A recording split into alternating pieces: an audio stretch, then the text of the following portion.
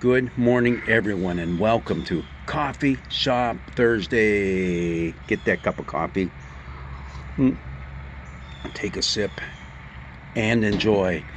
Look around, there's hardly a cloud in the sky, and it's clearing up. We've got some beautiful days coming, beautiful autumn weather on the cool side, but hey, this is September melting into October, and don't you just love it? I do. We're going to take a look at the book of Lamentations today, as we sit here and talk about lamenting. Yeah, hey, Bills fans, Steeler fans, hey, we're all lamenting this week because of what happened last Sunday. We all lost. How could that happen? Well, it happens when you don't win your game. And so everybody goes around in a grumpy mood for the next week until the next game, and hopefully you win that one and put you in better spirits, right? Well, that's exactly what Lamentations is. It's a book of lamenting awful, horrible things that have happened to the people of Israel. And, it's an interesting book. It's, for us in our Christian Bibles, we stick it right after the book of Jeremiah because there's a tradition that Jeremiah wrote it. We really don't know if that's the case or not. And it really doesn't matter, because what matters is the substance of the book. And the substance is something awful and terrible has happened.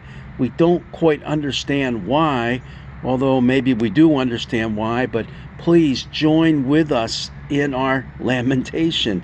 Join with us in our suffering, because this is an awful, horrible thing, and we really need some help right now. And just look at what a mess it is, how awful it is. That's how you get the word howl stuck in there, the book of howls.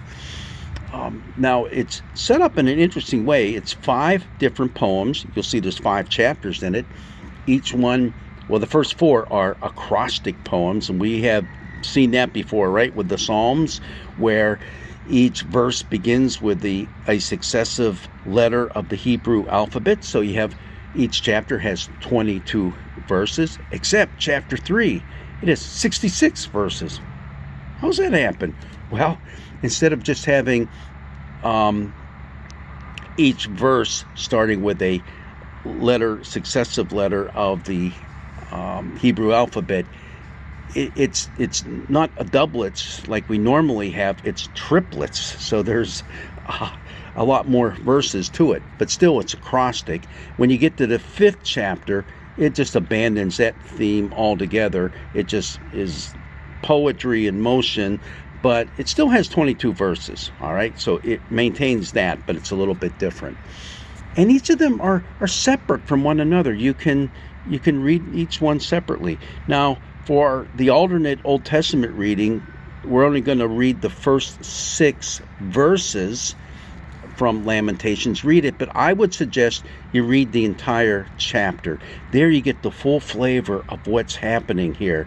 And it's the entire book kind of follows the same process, in which there are a couple of voices speaking. One is like an unnamed narrator who's saying, "Oh, how desolate everything looks." And then you have, jumping in and out of there, a voice in the third person, which is a female voice, which is Daughter Zion.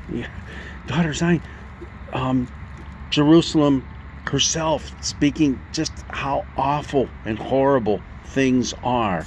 And it invites you, the reader, we, the listeners, to enter into the suffering that they are enduring right now. What's interesting is it starts out with the narrator kind of putting all the blame on this suffering that's going on the city itself.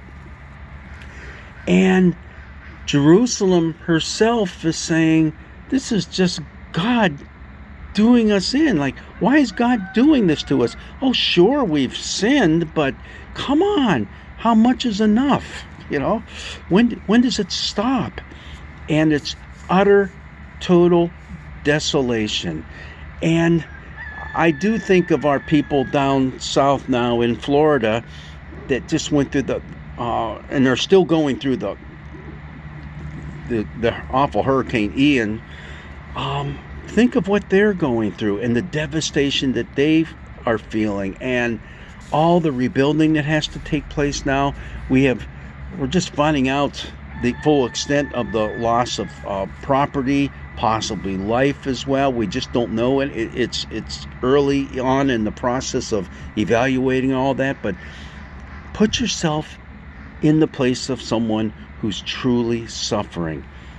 And the lamentation, well, the way these are written, it's written just like a funeral dirge. Yeah, in the Hebrew poetry style, it has a certain meter, and I don't remember the name of that meter, and it doesn't matter, but it's used in funeral dirges.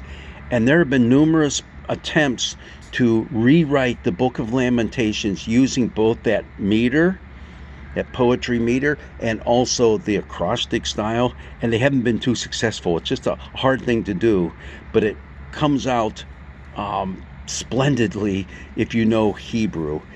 And that's why it is read. It is read during one of those high festival times, not the highest, but very important festivals of the Jewish calendar, when they celebrate these times of desolation in their history.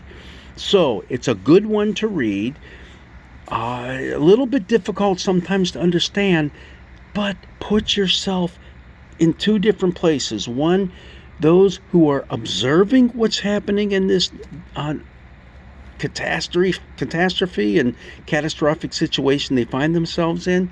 Number one, do that. And number two, place yourself in the place of those who are undergoing those hard times. That's what each person that's speaking, both the narrator and the city itself of Jerusalem in the third person, or in the first person, they're saying, come on, weep and cry with us, because that is where understanding takes place. Now you know what we're going through. Now you know our pain. And as you share in that pain, please do something about it. Help us. These are pleas to God to help. And also pleas to God for some understanding of why it's happening to us in such a catastrophic way. All right, well,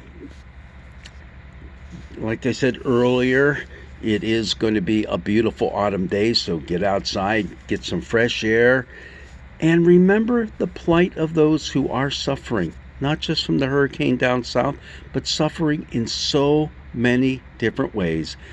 And it may not be some gigantic thing that has come upon them, from the distance, whether it's weather or warfare. It could be just personal problems that seem so catastrophic in their lives. Get into their skin, understand what's happening to them, and in that way, we can allow that love and grace of God that we've experienced, and it's His peace, to enter into their lives as we enter into their lives. God's blessings be with you on this gorgeous, as it's coming out now, autumn day. Blessings be with you.